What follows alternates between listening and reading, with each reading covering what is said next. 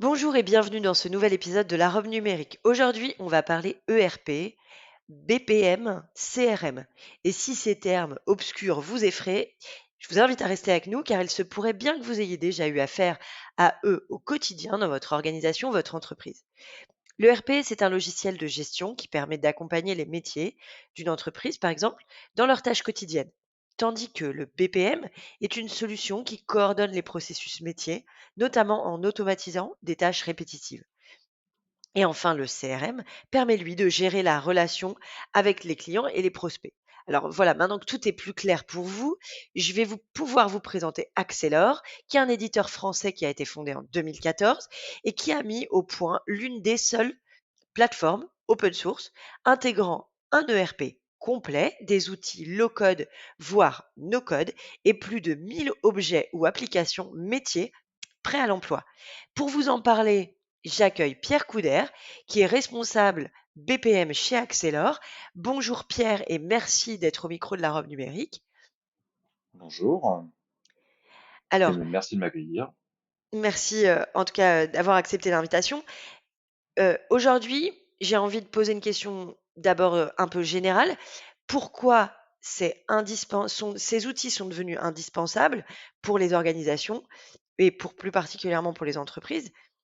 Et enfin, pourquoi une stratégie open source, low code, no code? Voilà, un regard un peu, transversal sur ce qui se passe aujourd'hui. Alors, pourquoi c'est devenu indispensable? Parce que aujourd'hui, en fonction de la taille, hein, en fonction de la taille de l'entreprise, on peut plus se permettre d'avoir des bouts d'éléments structurants pour son activité dispatchés à divers endroits d'un drive. Euh, on- tout le monde a été un jour confronté à la problématique des shadows IT, de ces macros VBA qui traînent à droite à gauche, qui sont indispensables au business, mais qui sont très peu identifiés. Et l'idée de ces outils, c'est vraiment de rassembler toute la base de connaissances en un seul endroit. Donc là, c'est le cas de l'ERP. En fait, dans l'ERP, on va pouvoir faire tout le cycle de production de valeur sur un même outil. Et, euh, et puis, de telle façon à ne pas perdre, en fait, justement, ne pas avoir de rupture de processus. Donc là, je rebondis un peu aussi sur la notion de BPM. C'est un besoin qui est de plus en plus identifié puisque euh, les, les compétences, ou tout du moins euh, la production aujourd'hui, elle est extrêmement variée et à chaque métier correspond un processus différent. Et on ne peut plus se permettre d'essayer de rationaliser tout le monde sur un même moule. Et c'est pour ça qu'aujourd'hui, on a besoin d'avoir ces outils un peu plus flexibles qui vont permettre à chacun de designer, de construire son processus pour l'accompagner et s'assurer de ne pas avoir de pertes au fur et à mesure que le temps passe, par exemple. Donc là, c'est des enjeux qui sont de plus en plus présents, enfin, sur les différents salons, sur les différents feedbacks des leads qui nous approchent. On a souvent cette notion de, voilà, aujourd'hui, je veux mettre en place, je veux digitaliser mes processus. Donc ça, c'est des choses assez récurrentes. Et après, quel est l'apport de l'open source? Ça, c'est assez intéressant. Si on regarde un peu, en fait, d'où vient l'open source a toujours été finalement des solutions qui émergeaient à l'issue d'un besoin pour se faciliter la vie. Les premiers outils, par exemple, de versionning de code, ça venait de là. C'était plutôt que de passer son temps à explorer des milliers de lignes de code, est-ce qu'on n'avait pas un moyen de comparer facilement, de versionner, d'historiser. Et l'intérêt que je vois dans l'open source, c'est que on est face à des solutions qui sont pas fermées, qui sont pas obscures pour un utilisateur final, où la personne qui dispose d'une solution open source, en fait, elle est souveraine du code aussi qui est lié. Ça peut être un facteur de sécurité si demain l'éditeur de logiciels open source, par exemple, fait faillite ou met la clé sous la porte pour une raison X ou Y. La solution peut quand même être récupérée par le client et continuer à être maintenue puisque le code est accessible et en lecture. Donc ça apporte une certaine sécurité sur les systèmes qu'on implémente, ce qui franchement est un gros plus aujourd'hui.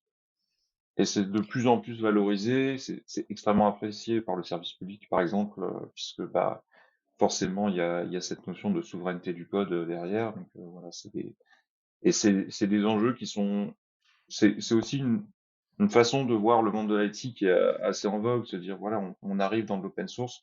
C'est pas parce que, enfin, open source, c'est pas gratuit nécessairement. C'est pas faut distinguer justement le monde de l'open source du monde du logiciel libre.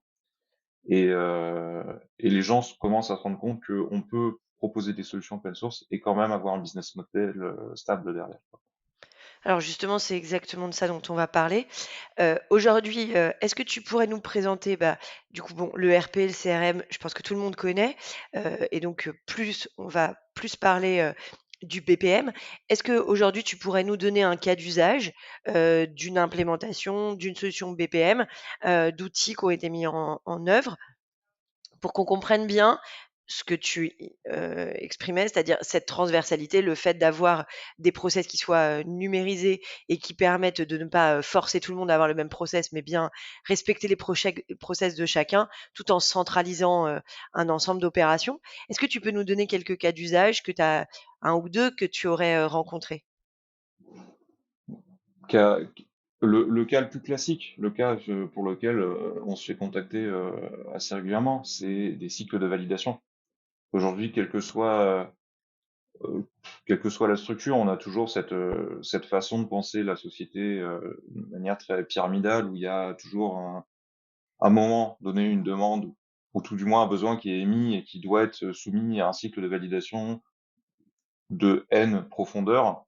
Et ça, c'est quelque chose qui est assez récurrent.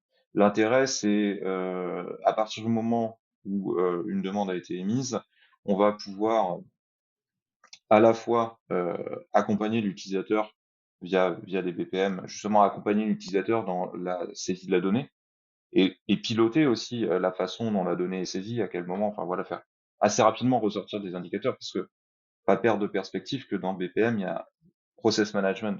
Le PLM, c'est process management. Donc il y a vraiment cette idée que on implémente un outil qui va nous permettre de faire de montrer de la donnée qu'on n'a peut-être pas l'habitude d'avoir sous nos yeux. C'est quelles sont les étapes auxquelles l'utilisateur doit se soumettre, combien de temps il a mis pour les faire et à quel moment il les a fait. Et du coup, il y a un peu cet enjeu de remettre en cause en permanence la façon dont on va travailler, le faire évoluer rapidement pour justement éviter les points bloquants. Et dans un cycle de validation, c'est hyper crucial parce que certains cycles de validation sont soumis à des contraintes temporelles fortes. Si on prend aujourd'hui, par exemple, une demande d'essai thérapeutique, il me semble qu'il y a même pas 48 heures, à un moment donné dans le processus, il n'y a même pas 48 heures pour répondre à une institution. Au-delà de ces 48 heures, si le délai est passé, je crois qu'on doit repasser tout depuis le début. J'en avais discuté avec un directeur de recherche clinique à un moment qui m'expliquait que c'était l'angoisse permanente et qu'il y avait assez peu de contrôle finalement là-dessus. Donc l'idée c'est vraiment ça, c'est bah aujourd'hui tout le monde a besoin de faire des cycles de validation, mais n'a pas forcément les mêmes contraintes dans son cycle de validation. Je vous parlais de la recherche clinique. Si on parle d'un process que l'on est en train d'implémenter, par exemple pour l'armée, eux, ils n'ont pas à ce point-là besoin de temps. Par contre, ils ont une chaîne hiérarchique extrêmement bien définie avec 8 acteurs qui doivent valider une même source de données. Et dans ces cas-là, on se rend bien compte que on est obligé d'avoir ces outils un peu plus flexibles qui vont permettre de personnaliser la façon dont on utilise une solution, puisque le BPM s'implémente dans une solution, la façon dont on utilise une solution en fonction de nos besoins.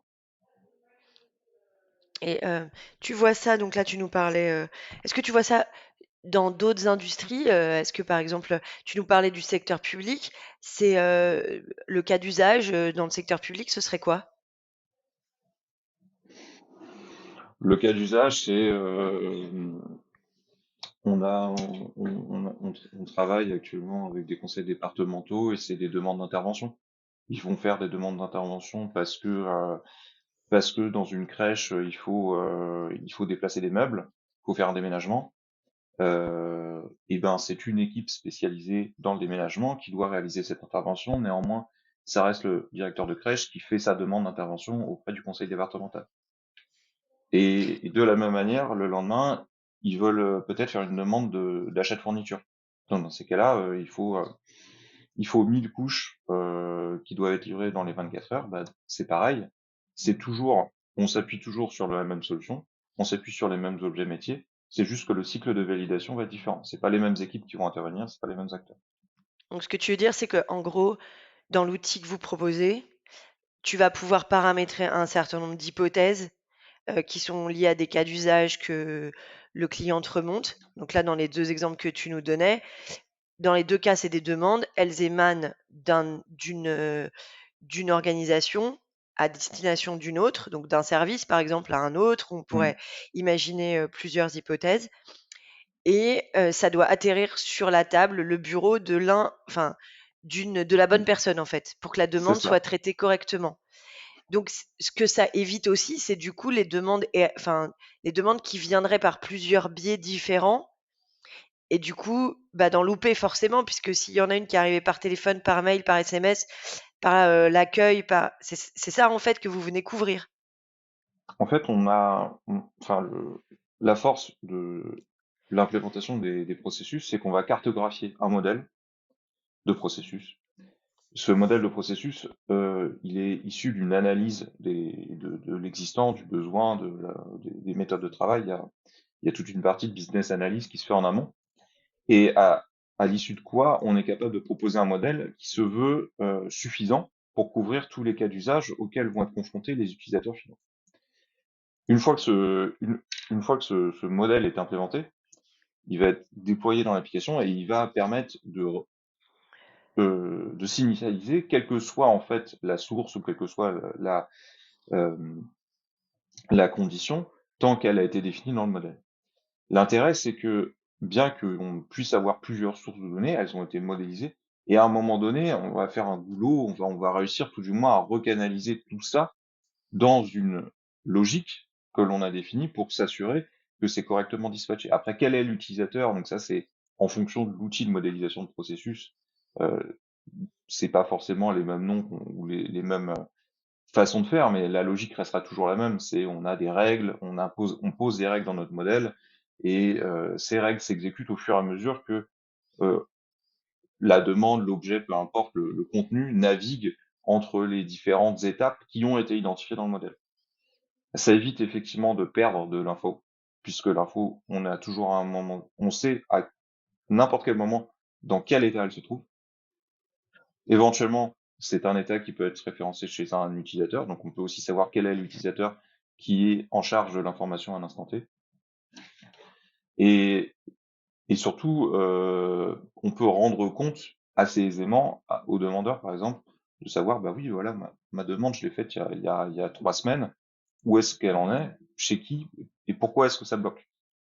Et ça permet aussi d'éviter justement les pourquoi est-ce que ça bloque, puisque en fonction du modèle, on peut toujours utiliser des outils pour peut-être envoyer des mails de rappel, renvoyer des notifications, prévoir, en fait, anticiper justement les points qui pourraient être bloquants d'un point de vue fonctionnel et proposer des alternatives dans le modèle de processus.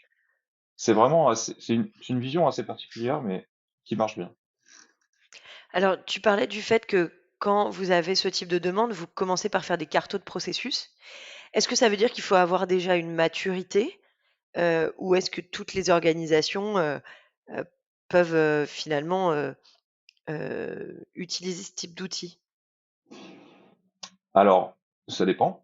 Ça dépend du besoin final. Si le besoin final, c'est de faire appel à un prestataire qui va tout faire, en soi, on peut se contenter, en fait, de jamais s'intéresser à la façon dont on modélise les processus. Après, ce que je constate quand même, c'est qu'il y a de plus en plus de personnes qui s'intéressent, notamment à la norme BPMN, qui sont des outils de modélisation de processus. Heu, Ça demande une certaine maturité, oui et non. C'est-à-dire que nous, on est aussi là pour apporter justement cette connaissance ou cette maîtrise de la norme et aider les gens à mettre à nu un peu leur processus. Il y a souvent le cas bah, justement de gens qui expliquent la façon dont ils travaillent, mais qui n'explicitent pas la façon dont ils travaillent. On va se retrouver avec, oui alors là, faut faire ça, puis ensuite on fait ça. Et en fait, entre le faut faire ça, le puis ensuite on fait ça, il y a une vingtaine d'étapes si on veut les informatiser, puisque c'est ça le but hein, derrière. C'est une implémentation informatique. Si on veut les informatiser, il y a une vingtaine d'étapes auxquelles l'utilisateur doit se soumettre, mais qu'ils ont tellement d'habitude de faire qu'ils se rendent même plus compte qu'elles sont nécessaires pour que, à la fin, on ait quelque chose de conforme. C'est surtout ça le plus dur en fait, c'est pas tant la maturité, c'est vraiment la capacité à analyser la façon dont on travaille au quotidien qui est le plus compliqué. Vous les accompagnez dans un mode projet pour ce type d'état des lieux? Ça peut être dans un mode projet, ça peut être aussi dans un audit d'analyse de besoin, en préambule, de rédaction d'un cahier des charges. D'ailleurs, c'est nécessaire. Aujourd'hui, se lancer dans un projet où on souhaite implémenter des processus, ce qui n'est pas obligatoire, c'est quand même beaucoup plus souhaité, et ne pas avoir conscience de l'ampleur des processus que l'on manipule au quotidien, c'est suicidaire. On se retrouverait à faire des écarts de budget monumentaux, puisque justement le petit exemple que je donnais de entre on fait ça puis ensuite ça, si dans la tête de la personne ce ne sont que deux étapes, bah peut-être que ça va représenter que 2 heures de travail, alors qu'en fait il y en a 20, tout de suite c'est plus du tout les mêmes coûts, c'est plus du tout les mêmes conséquences d'un point de vue planification non plus. Donc, à voir en amont quand même, même si c'est une cartographie assez macro, puisqu'on n'est pas obligé de rentrer dans tous les détails. Il y a plusieurs niveaux d'analyse process qui sont disponibles. Ça permet quand même déjà d'avoir une bonne idée du chantier qui est à réaliser.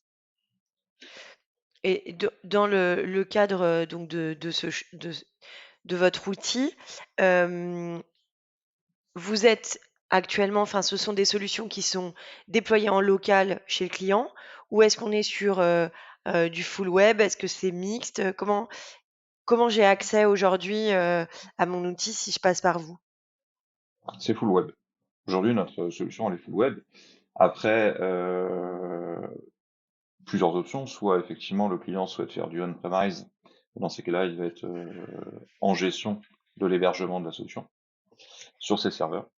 Soit, soit on propose une offre SaaS sur de l'hébergeur français. On utilise, enfin, on est en partenariat entre autres avec OVH.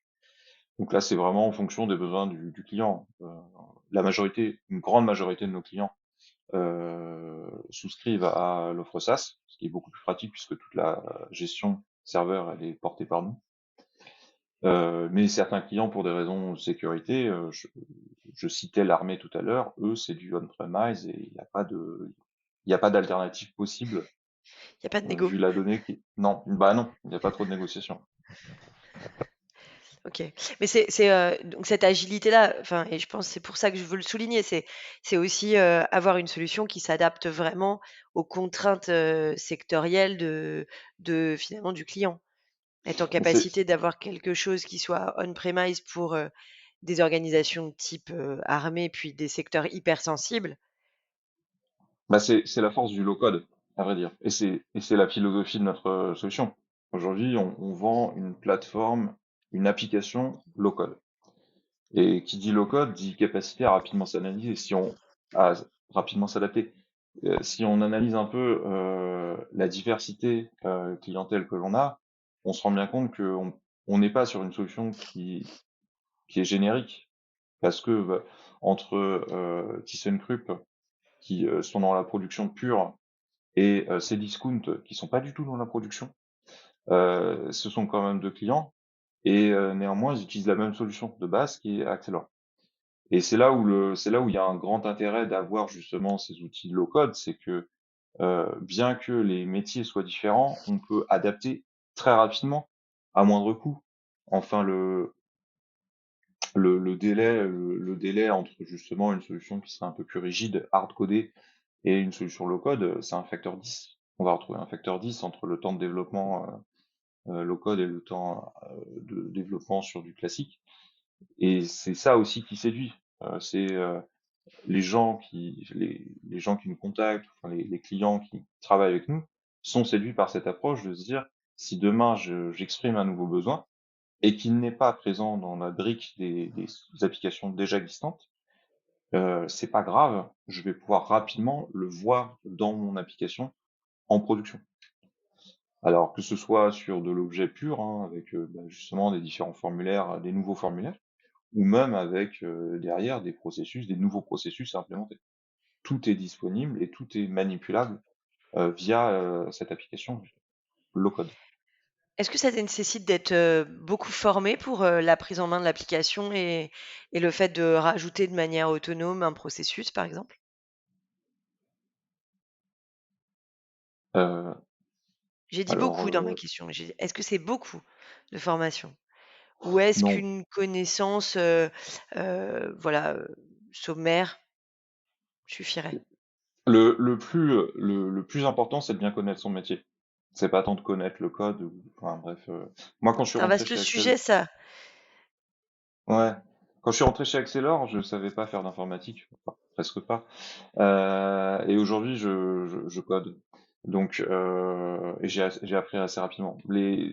L'application, elle est simple à prendre en main. C'est le but. C'est vraiment, c'est le low code. L'intérêt du low code, c'est d'avoir des outils orientés utilisateurs et pas orientés développeurs.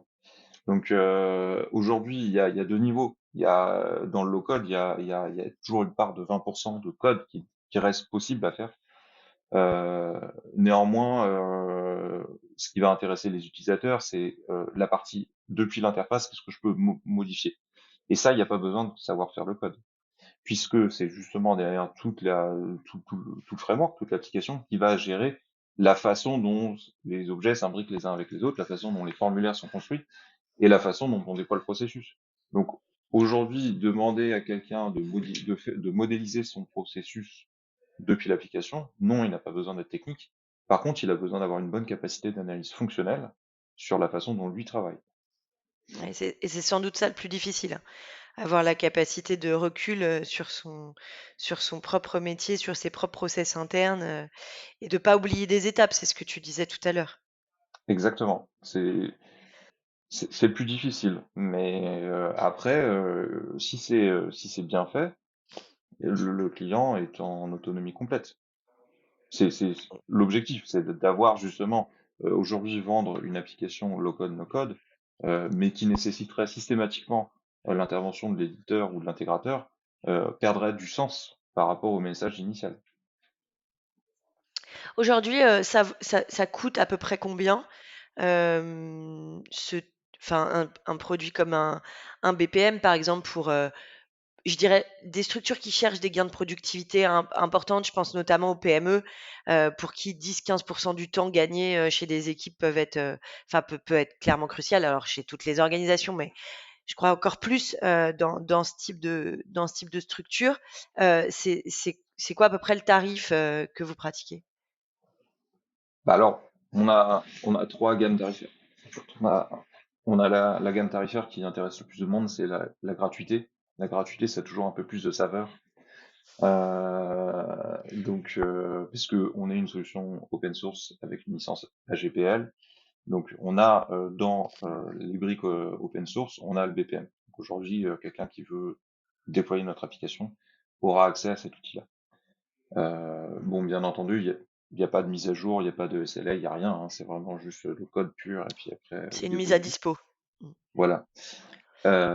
Mais après, en termes de tarification, on a une première gamme de prix à 30 euros par utilisateur par mois, à partir de 10 utilisateurs, où là, effectivement, donc il y a toute l'application, puis il y a les licences commerciales, il y a une licence commerciale, donc on a un certain nombre de connecteurs, on appelle ça des connecteurs enterprise que l'on fournit, qui sont en fait des connecteurs vers des solutions non open source, type Office 365, on a des connecteurs vers Sage, enfin voilà.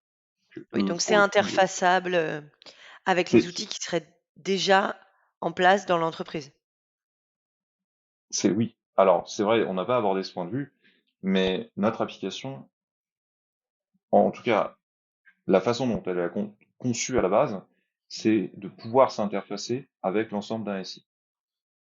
Puisque on est une application low code, ça veut dire qu'aujourd'hui, on peut être déployé conjointement avec d'autres solutions. Et c'est d'ailleurs assez régulièrement le cas, où notre application arrive, et parce qu'elle a cette force-là, arrive pour combler des failles identifiées dans le SI.